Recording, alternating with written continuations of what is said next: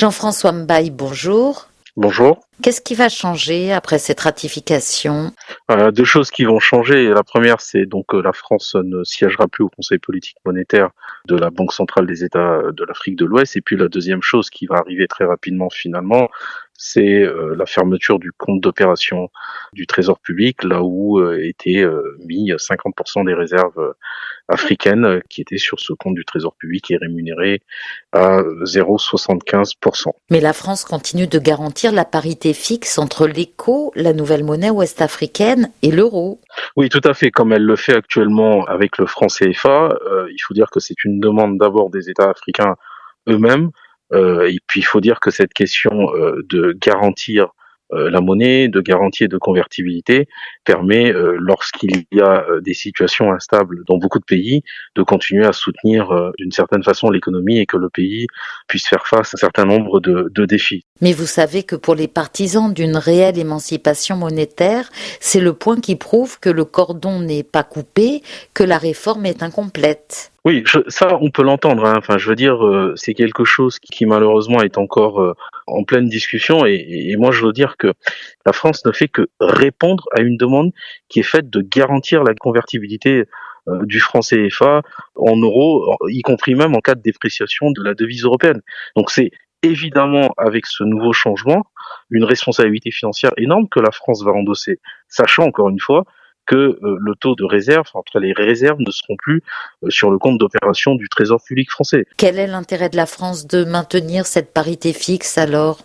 Au-delà de venir soutenir l'économie de la sous-région, il y a aussi, bien évidemment, et ça, je le dis sans langue de bois, il y a aussi nos intérêts à préserver, notamment des grandes entreprises qui ont l'habitude d'être dans cette zone-là, et donc effectivement, il y a certainement une volonté aussi de préserver une monnaie qui est assez stable pour permettre des échanges aussi de nos entreprises françaises qui sont basées à l'étranger.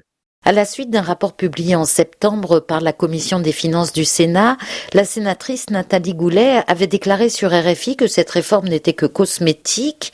Vous avez une voiture, avait-elle expliqué, vous changez la carrosserie du franc CFA et vous l'appelez l'éco, mais le moteur va rester le même.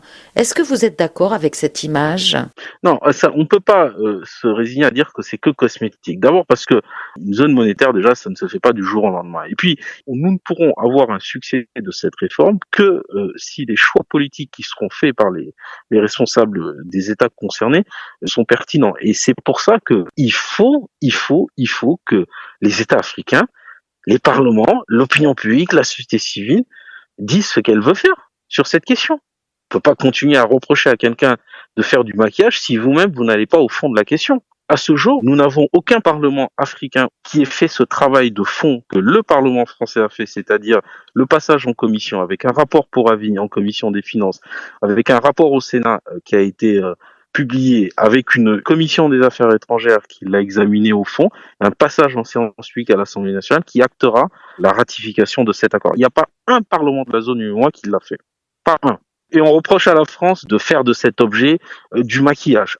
Le comité interparlementaire de la zone UEMOA ne se saisit même pas de cette question. La Banque centrale des États d'Afrique de l'Ouest ne se saisit même pas de cette question. Et donc on ne peut pas faire des reproches à la France. C'est-à-dire on marche sur la tête. Quand vous avez un sujet aussi sensible, aussi important, puisque je rappelle qu'on parle quand même de questions de souveraineté monétaire, il me semble important que nos collègues et nos amis parlementaires africains puissent aussi débattre au fond de cette question. Est-ce que cet accord doit être vu, selon vous, comme une première étape? Ça doit constituer la première étape. Maintenant, la réflexion doit être posée autour d'un certain nombre de principes. Donc, arrêtons de dire que c'est du cosmétique. Posons, si j'ose m'exprimer ainsi, la première pierre à travers cet accord qui est revisité.